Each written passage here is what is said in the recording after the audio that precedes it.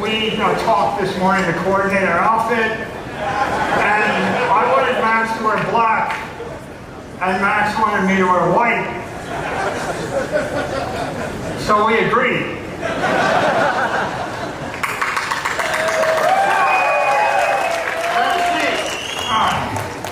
All right, Michael Saylor.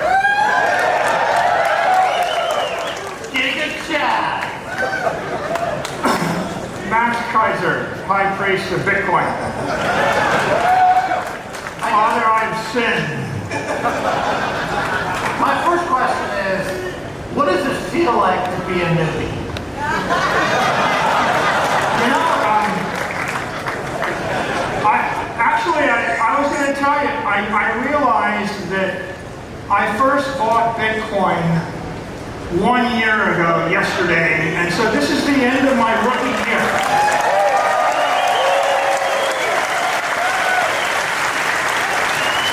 I wanted to get into that. So, going back to around 2014, your friend Eric Weiss, he was talking to you about Bitcoin. You kind of ignored it. Then in 2020, he mentioned it again. And within a few weeks, you were buying tens of thousands of Bitcoin for you and your company. What the fuck happened? Well, I guess I lost faith in all of my traditional investment strategies. You know, I didn't really think much about the dollar and about inflation. I thought there was no inflation, and I thought I could just sit and own big tech companies and the world would work itself out. And I guess around March, everything changed and the monetary inflation rate tripled, and it became pretty clear that the big tech trade was a crowded trade. You know, at the point that my niece in her early 20s was telling me about Apple stock, you know, I figured that maybe it wasn't cutting edge. So I looked around and I discovered Bitcoin, and when I discovered Bitcoin, I thought, well, this is digital gold on a big tech monetary network, and it's going to grow by a factor of 100. And then I thought, well, I should buy as much as I can.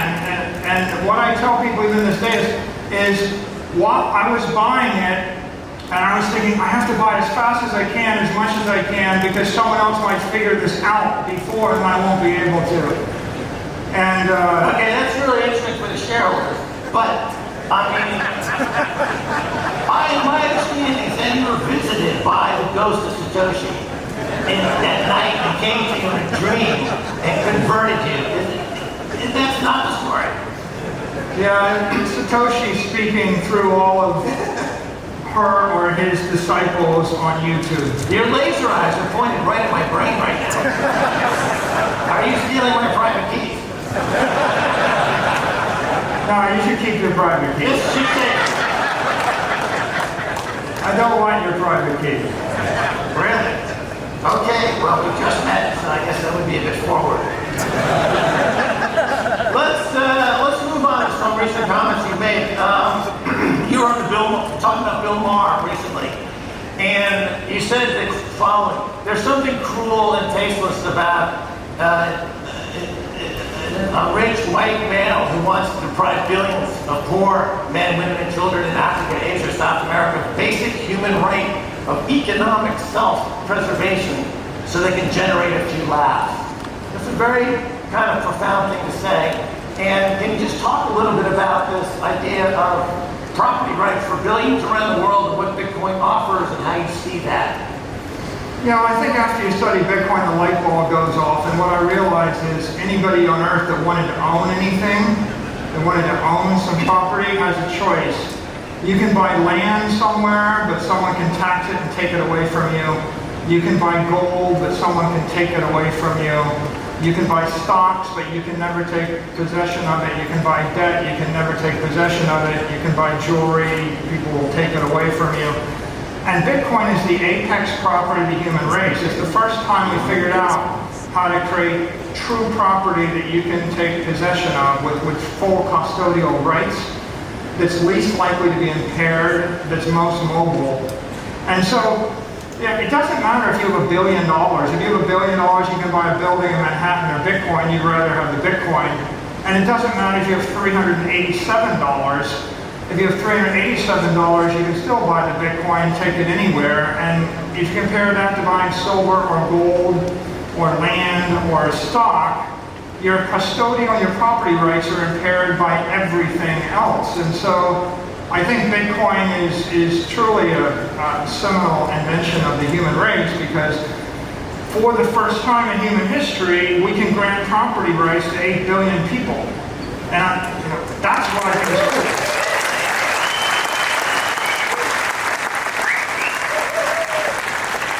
Is Bitcoin designed to attract attacks? It seems that it is, and the level of attacks are rising to the state level, etc. And is it a bug or a feature? I think that which does not kill Bitcoin makes it stronger. All right, let's talk about energy for a second. So, total energy, global energy production is about 160,000 terawatt hours per year. I'm going to ask the audience right now, how much of that goes into Bitcoin? The choices are 10%, 5%, 1%, or 1/10 of 1%. Of that, how many people think it's 10%? Raise your hand. 5%? 1%? God, this poll sucks. 1/10 of 1%? Right, and as you point out, a third of that, 50,000 terawatts per hour, is wasted. You point out that literally Bitcoin is running on a quarter of the wasted energy. So little of that energy goes into Bitcoin, and yet we have this FUD, this ESG thing going on. What's your current thinking on this? I think that Bitcoin is an extraordinarily disruptive, beneficial technology to the entire energy industry. And as I studied it, it became clear to me that it's the highest value use of intermittent energy, it's the highest value use of renewable energy, it's the highest value use of wasted or stranded energy, and it's just the highest value use of energy, period. And it's a solution to developing power plants in remote locations. It's a solution to driving up efficiency of plants and driving down costs. And it's a solution to solving any kind of challenging energy problem. And I think as the world understands it, they're going to embrace it. The recent news out of China is that there's a lot of mining is leaving China now. It's coming to the U.S. They're shutting down their coal production, etc. Is this? How do you see this developing in terms of how mining is going to be distributed around the world? Let me ask you this.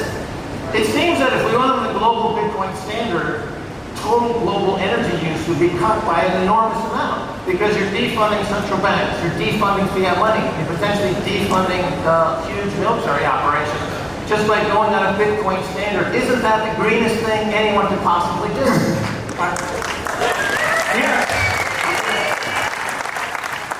I think Bitcoin is the most efficient use of energy that the human race has yet come up with.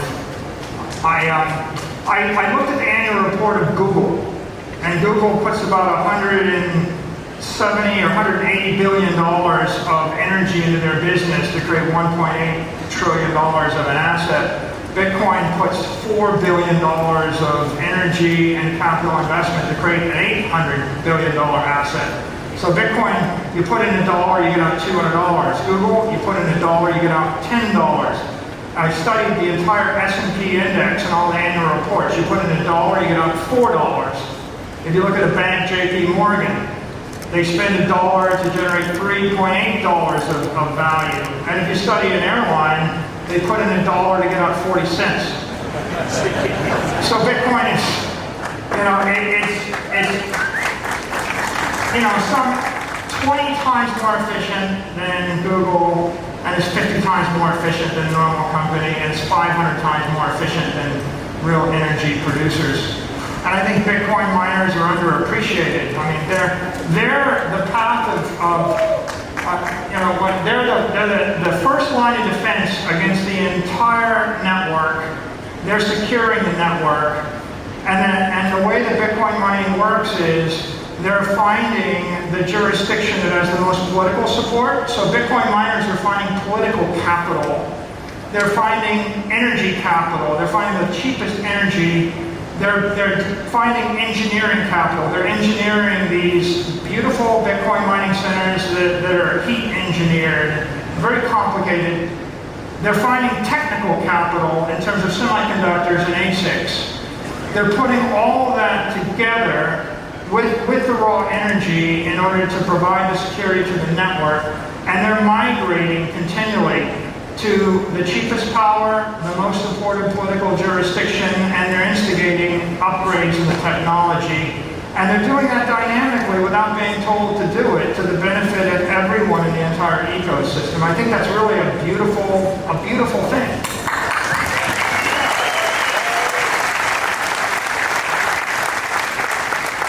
So when Christine Lagarde, who's running the European Central Bank right now, refers to Bitcoin as an escape hatch, what does she mean? Is that she's saying it as a negative, but I would posit that maybe you would see that in a different light. I mean, when you say Bitcoin is savings technology, you know, in a world where everyone's dissipating their energy, the most rational thing is to conserve yours. And so Bitcoin is conservation of energy. You can store your life force in fiat, and you know you're going to lose 1 to 2% a month. You might lose 4% a month in a collapsing currency or faster. You can store all of your economic energy in credit, and that's not much better. You can store it in equity, but then you take the risk of a company, and you never know when. Like, look what just happened to AMC yesterday, right? If you're going to store your money in AMC or Viacom or Bitcoin, at least Bitcoin has no CEO to print 10 million more Bitcoin overnight, whereas that might happen with an equity. So when we talk about an escape hatch, if you're looking for a safe haven, I see Bitcoin as the most secure, most reliable, most certain thing in the entire economic universe. And if you're looking for some place where you can store your life force or your economic energy, you know, there's no real question. Bitcoin, you can store it and take it with you wherever you want, or you can put it in land in a state subject to a governor, a mayor, a country, or you can put it on the stock exchange and you can worry about what the CEO or the board of directors will do the next day. Mike, let me ask you this. Some CEOs, some academics, some economists, they look at Bitcoin and they are emboldened by it. They see the future in it. They see the possibilities in it. Other academics or CEOs, academics, they look at it and they become frightened by it. They develop Bitcoin derangement syndrome, and they seem genuinely threatened by it.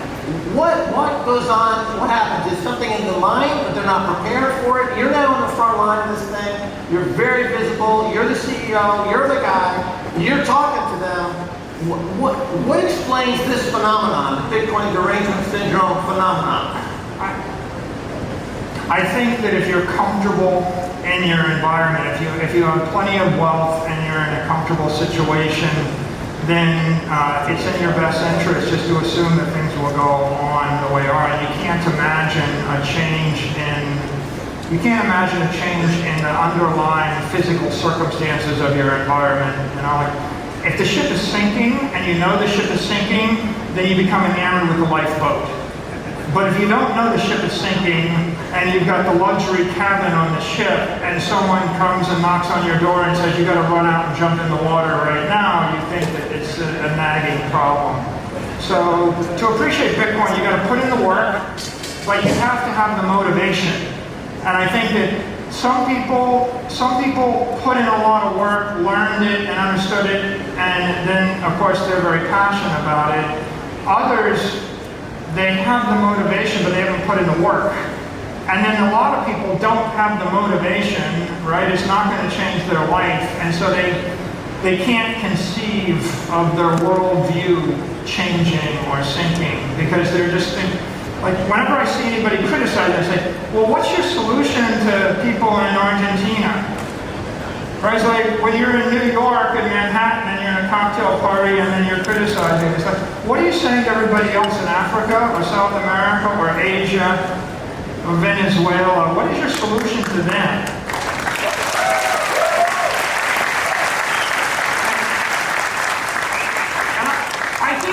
Bitcoin critics, as a general rule, they all fall in this category. They all just criticize something that they don't understand that's new. And I've never seen a critic say, I hate Bitcoin. I think that people in the rest of the world should buy, no one says they should buy Apple stock to save their life savings in Africa to avoid having it be stolen by the local government. Nobody says that. So if you don't give a constructive solution to the problem, then you're just reflexively rejecting a new thing. Are you essentially a corporate heretic? And what I mean by that is in corporate CEO suites, they borrow money, they buy back their own stock, and their executive options go up a lot in value and they cash out. You looked at this situation and you said, oh, the ice cube on my balance sheet's melting, I'm going to buy Bitcoin. I'm either going to borrow money to buy Bitcoin. It seems almost like a speculative attack on the central bank itself. Is that a fair characterization? What are your thoughts?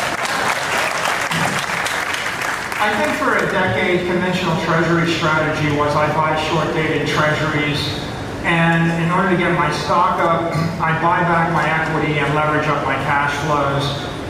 I watched 99 out of 100 of my competitors all go out of business pursuing that strategy. What they do is they either they do a dilutive acquisition where they buy another company and they keep bolting on acquisitions until they got 37 companies and all falls apart, and then they sell themselves or take themselves private, or they keep buying their stock back and leveraging up. And one way is decapitalizing the company, the other way is diluting the company. What I was doing with Bitcoin was I was saying, I don't want to decapitalize the company. I want to keep the capital or grow the capital, but I want to put an asset on the balance sheet. And I think a big breakthrough is I can convert my cash from a liability to an asset, and then we realize that if that asset's going to go up by more than 10% a year, and you can borrow money at 5% or 4 or 3 or 2, then you should pretty much borrow as much money as you can and flip it into the asset, and why wouldn't you? On his ultra-low interest rate policies by the central banks that seem to be there only to benefit a few, select at the top, while disenfranchising the many. And if all corporations did what you guys are doing, it would seem to disrupt the central banks, which in fact would then help Bitcoin. Is there a virtuous cycle here? Should central banks take a more politicized stance and do this for that reason as a way to get rid of possibly the greatest threat we have, and that is the central banks? And I'm tacitly having you agree with this thought, quite sincerely, with this question. However, I think you see what I'm driving at. Is there a political angle to this at all? Are you allowed to say that? I think we can all go forward constructively together. And look, Ray Dalio says he'd rather own Bitcoin than a bond. There's 100 trillion in bonds. That was a big statement that he made just a week ago. Right. Corporate treasuries are holding bonds. As people rotate bonds and cash into Bitcoin, price discovery will return to bonds, and that means that you can buy an annuity for a fair price, and that's good for the world. It would be good to be able to buy a bond that had a good annuity stream.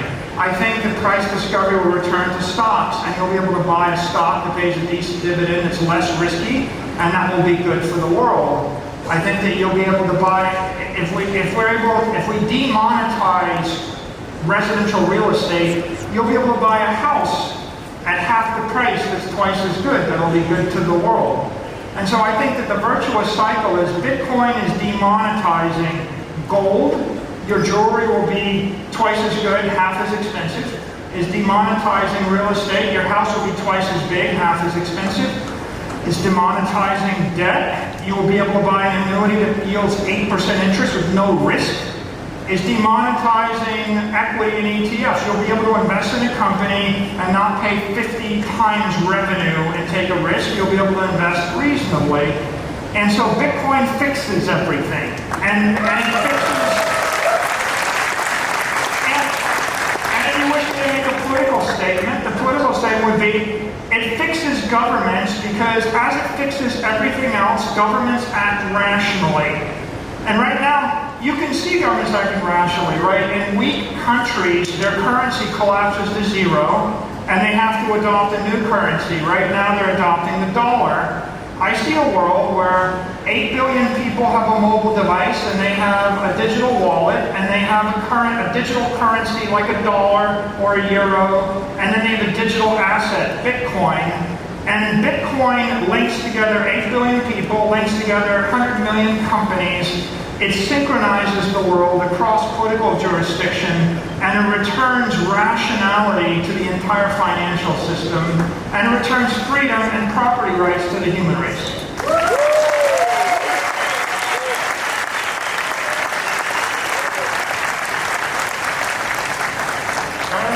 Now you said on occasions, it's very interesting, you seem to allude to or refer to Bitcoin as something of a new life form.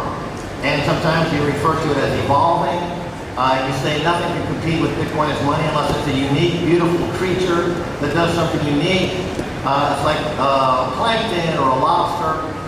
You refer to one of the shitcoins out there, Ethereum, as a shark that lives in trees.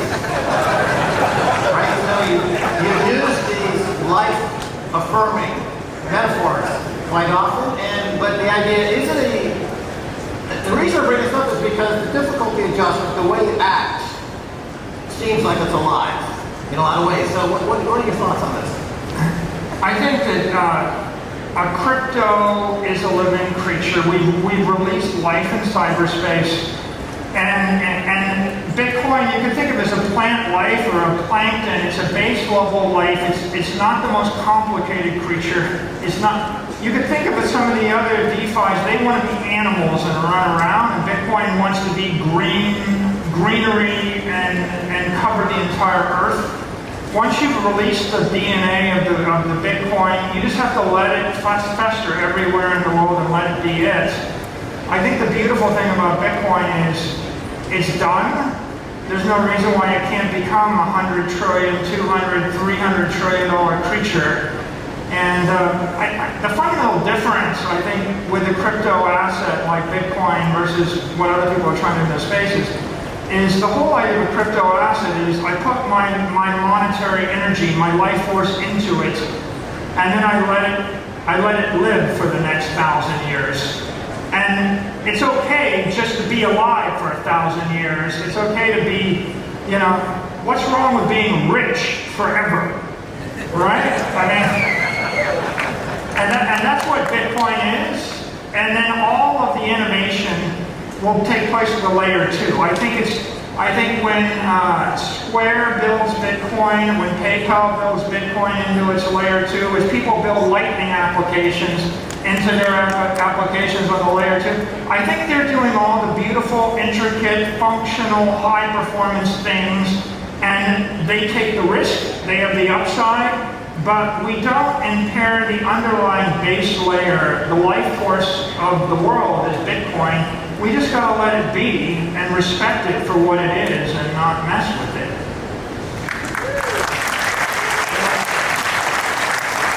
So let me ask you this. You are, I believe, the longest sitting CEO of a tech company in America. Active CEO, continuous, going 20 years. And you've been around the block a few times, you know the industry. And this is like a second life for you, I would say. Was it a shock to suddenly come upon this technology? And really there's been a rebirth for MicroStrategy and for this industry. How do you, on a personal level, was that a surprise to you, and how did you react to that? I mean, we say Bitcoin is hope, and Bitcoin fixes everything. I think it definitely was the case with our company. I mean, our stock was at $90 a share. We were $120 a share when we actually decided to embark on this strategy, and it imbued life into the company. Life into the employee morale was dramatically boosted. We just had our best first quarter we've had in a decade. I was ready to quietly retire. I had not posted on Facebook, not posted on Instagram, not posted on Twitter for 4 years, just about. And then Bitcoin happened to me, and I got dragged into the limelight again. And here I am.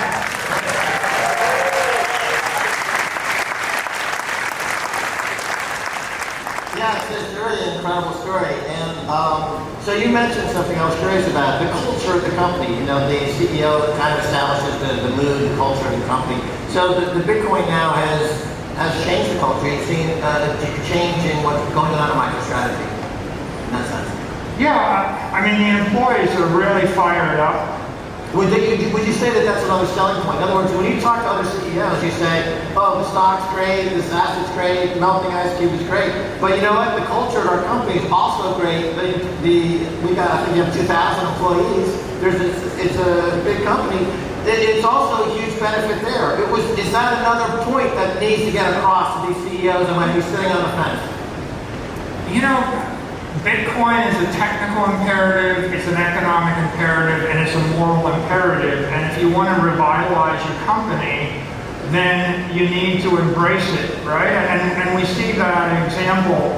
If I have $1 billion on the balance sheet that's in cash, I'm losing $200 million a year. You're draining money off the balance sheet, and it's not on the P&L, and you're not bringing it in on that side. So you're sucking energy out of the company with a conventional treasury strategy. And when we flipped, we started injecting energy into the company. It's like jacking your company into the electric power grid. If you look at successes like Square and PayPal, by them plugging in Bitcoin, it injected energy into their P&Ls. I mean, and they're just wonderful success stories in the industry. And when we injected, are you doing something good for 8 billion people? Like, here's an interesting thing. I go on CNBC, and I look on Twitter, and I find like my interviews run 750,000 times on Twitter. And I said to my friend Eric, I said, what's CNBC audience? And he goes, oh, they only have about 180,000 people watching. And then I said, how did this play against other stories, okay? The CEO of ExxonMobil went on CNBC to talk about the most important thing in the business. He had 4,000 views. The CEO of Apple Computer goes on CNBC, 12,000 views.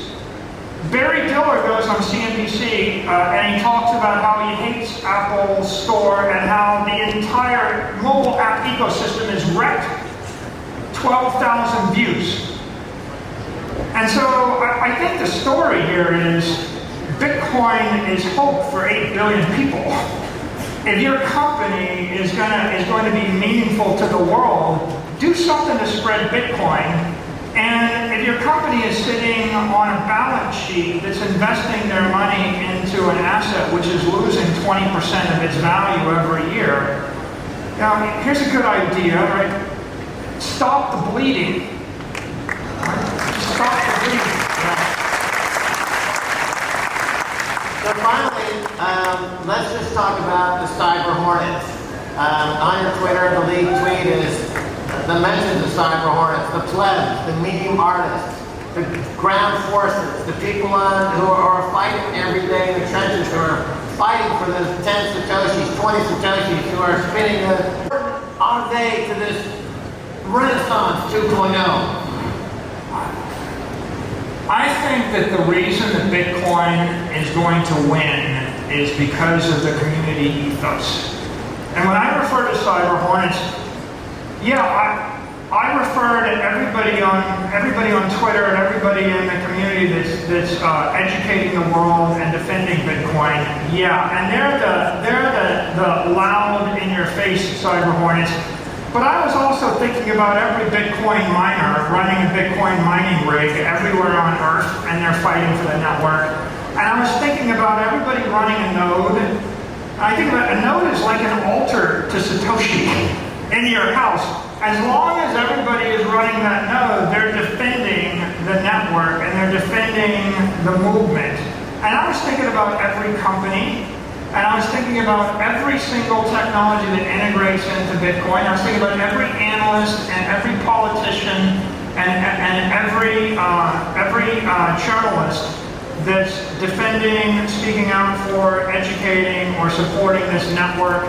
And it's happening in every country, in Korean, in Japanese, in Spanish, in Russian, everywhere on earth. And, you know, one thing that I just love is, you know, if you go on television, you're the CEO, and someone says, what do you think about Bitcoin? I think, okay, I'm going to talk about this and try to explain to the world why this is good for the earth, good for technology, the future of humanity. And then when I get done, I go home and I turn the television, there's another Bitcoin CEO. And then the next morning, there's another Bitcoin CEO. And the next day, there's an analyst. And the next day, there's a politician. And I just think that's so great to be in a community. Every one of them is a cyber hornet. They're all fighting for Bitcoin. And when someone falls, someone else will stand up and carry the banner and take it forward.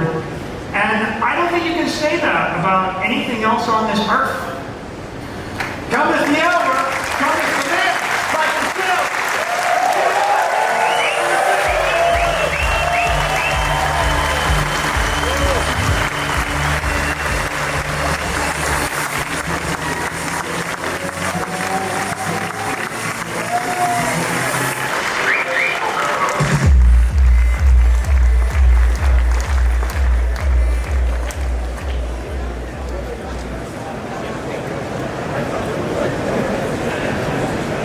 Saylor, everybody.